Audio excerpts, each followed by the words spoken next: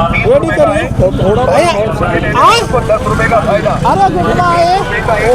Ready ready करिए ready.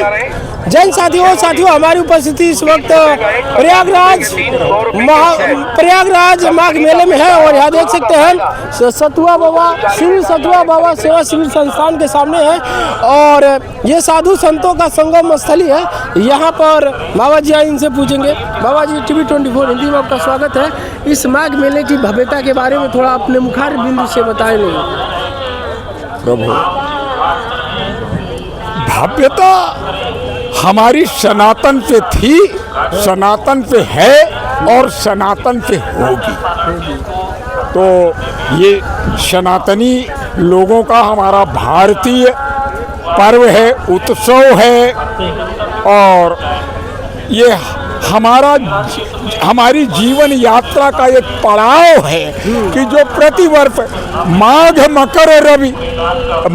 मकर गत रवि जब होई, तीर्थ पति ही आव सब कोई।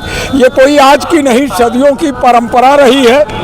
हाँ, बीच में जब लोकतंत्र की वजह से दुष्टों की सरकार होती है तो यहाँ की व्यवस्थाएं अपूर्ण होती हैं, व्यवस्था के नाम पे व्यवस्था होती है। और आज जब हमारी हिंदुत्ववादी सरकार के हमारे हिंदू हृदय सम्राट योगी जी हैं प्रधान इस प्रदेश के, तो यहाँ की भव्यता का तो अलग ही, ये अलौकिकता जो यहाँ पे जो अमृत बरस रहा है, ये सब उनकी कृपा है।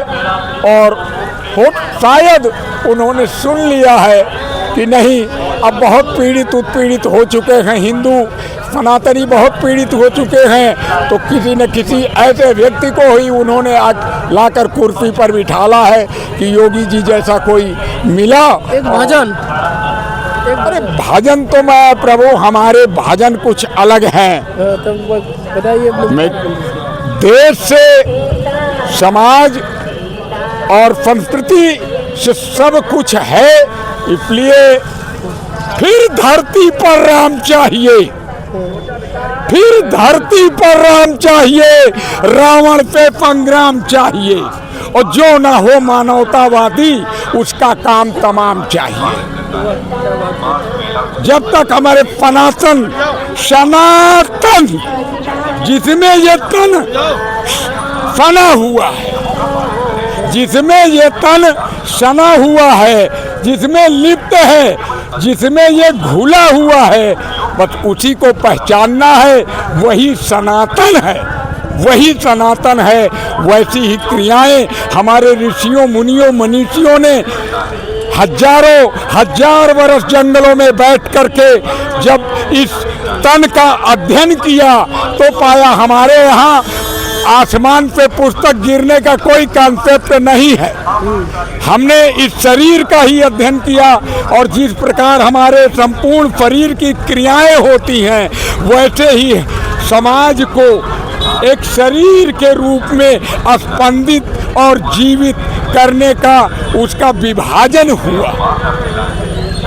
शरीर समझा जाए, ये संपूर्ण मानव जगत एक शरीर के रूप में स्पंदित और जीवित है।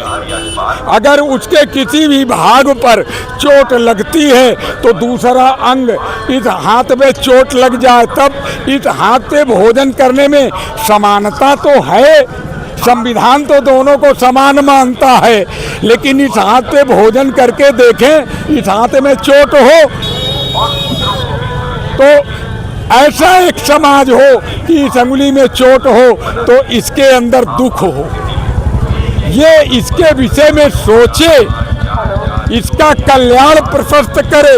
यहाँ पर जो प्रयागराज में मेला लगता है, हम हर साल स्नान लगता है, माघ मेला है 2026 का। इसमें कहा जाता है ये आदि अनादिकाल से चलता रहा है और यहाँ पर ऋषि मुनियों का देश रहा है। और आज इस माघ मेला में पूरा भारतवर्ष के कोने कोने से संत महात्मा ऋषि मुनि आए हुए हैं और इसे भारत में नहीं पूरे दुनिया में जाना जाता है।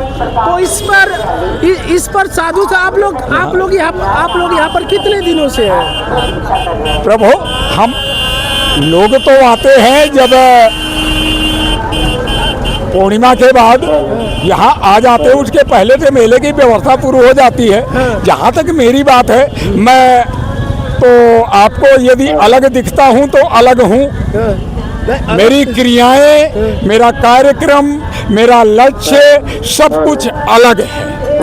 मैं यहाँ उपस्थित जरूर हूँ कुछ अलौकिक लक्ष्यों को लेकर।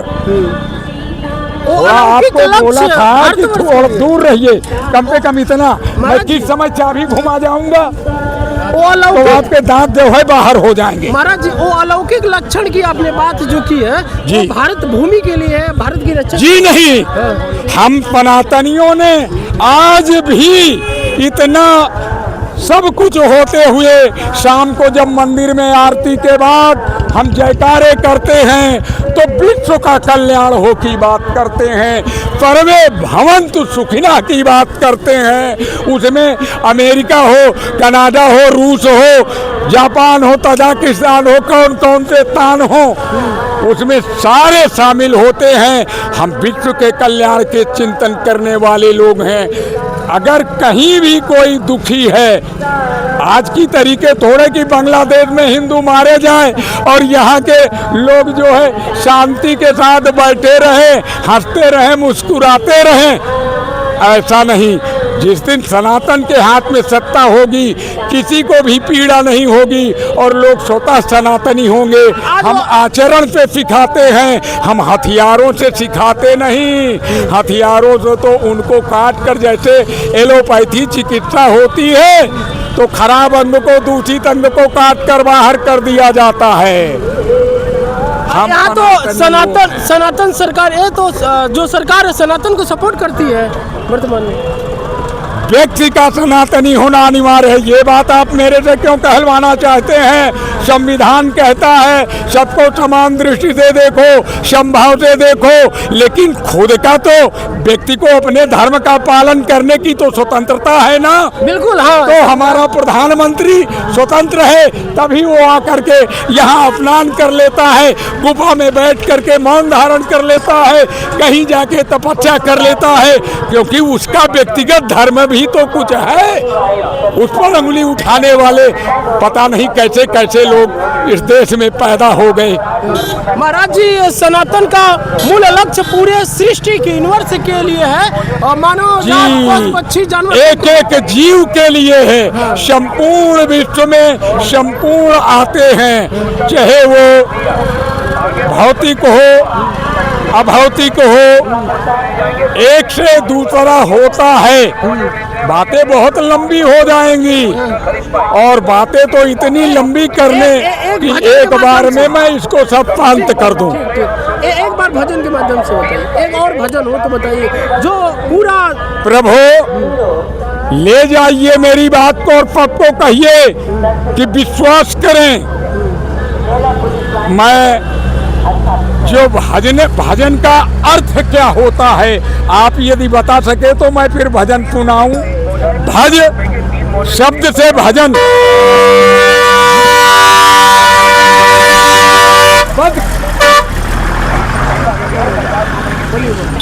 भज बार बार जिसको दोहराया जाए वो भजन होता है। जब उसके अर्थ ही बिगड़ जाए तो लोग उसको क्या समझेंगे? यही सब जब कबीर ने कहा था शब्द सीखो, शब्द तब आधा अक्षर नहीं बना था, तब आधा अक्षर नहीं बना था। हिंदी इतनी परिष्कृत नहीं हुई थी। जब हिंदी परिष्कृत हुई तो शब्द को शब्द लिखा जाने लगा। Word is word. पहले तो वर्ड को सीखें। माने संस्कृति थी जी, हमारी संस्कृति संस्कृत से ही थी। इनको टांगे कहते हैं। एक वित्ता ब्राह्मण और एक वित्ता क्षत्रिय और एक वित्ता वैश्य और उसके बाद शेष टांगे हैं। अंग्रेजों ने यहीं से काट दिया भारत को लोकतंत्र बनाने के लिए। दो पार्ट नहीं होंगे तो वोट कहाँ पड़ेगा? दो पार्ट बना दिया यहीं से, और भारत के दोनों वंग तड़प रहे हैं। आज आप उन विषयों पे न जाएं, मूल पे शुरुआत करके, ताकि ये सब समाप्त हो। कब तक लोग रोटियां कमाएंगे, खाएंगे, वो हथियार बेच के? तुम लड़ो हमारी तरफ पे, मैं तुम्हारी तरफ पे, ये लड़ाइयां समाप्त हो, तब हम शांति का संदेश दें। देखिए, संत महात्माओं की बाणी हमेशा विश्व कल्याणकारी के लिए रही है। और यहाँ देख सकते हैं प्रयागराज जो संगम स्थली है, यहाँ पर भारतवर्ष के कोने कोने से ऋषि मुनि संत आते हैं और इनकी बाणी विश्व कल्याणकारी के लिए गुजरती है। और ये कल्याणकारी बाबा जी, हर हर महादेव। बताइए, यहाँ पर जो माघ मेला लग रहा है 2026 का, इसमें अभी जो स्नान आने वाला है मकर संक्रांति का और 18 तारीख को जो अमावस्या का, इस पर आप क्या कहेंगे पूरे देशवासियों की तरफ? देखिए, पूरे देशवासियों को गंगा महारानी की तरफ से, तीर्थराज प्रयाग से सबको अवगाह कराता हूँ कि दिव्य भव्य इस बार महापर्व अमृत स्नान 18 तारीख को जैसे शाही स्नान महाकुंभ में होता था, तो इस बार महापर्व अमृत स्नान हम लोग 18 तारीख को और 23 तारीख को मनाएंगे। सभी भारतवासियों से, देश विदेश से जनता जनार्दनों को सूचित कराया जाता है कि आप लोग ज़्यादा से ज़्यादा जनता आकर के यहाँ माँ की पवित्र नगरी में गोता लगाएं और अपने जन्म को कृतार्थ करें। संतों की वाणी, अमृत वाणी यहाँ सुन करके, उनका दर्शन करके अपना जीवन कृतार्थ करें, यही हमारा आशीर्वाद है। तो यहाँ देख सकते हैं संत महात्माओं की बाणी अटपट होती, झटपट समझ में नहीं आती, लेकिन जिसे एक बार समझ में आ जाए और जन्म जन्मांतर तक अंतःकरण की अंतरात्मा की गहराइयों से भूल नहीं पाता। यही संगम प्रयाग नगरी है, जहाँ भारत के कोने कोने से संत महात्मा आते हैं। संत महात्माओं का ये समागम है, संगम है। इस संगम में ये भक्ति की असीमित धारा बहती है, उस धारा में गोता लगाने का कार्य करते हैं। जो देख सकते हैं संत महात्मा किस तरीके से अपने मुखार बिंदु से बता रहे हैं। बाकी अब क्या समझता है, उन्हीं प्रतिक्रिया कमेंट बॉक्स से देना। इसी के साथ जय हिंद।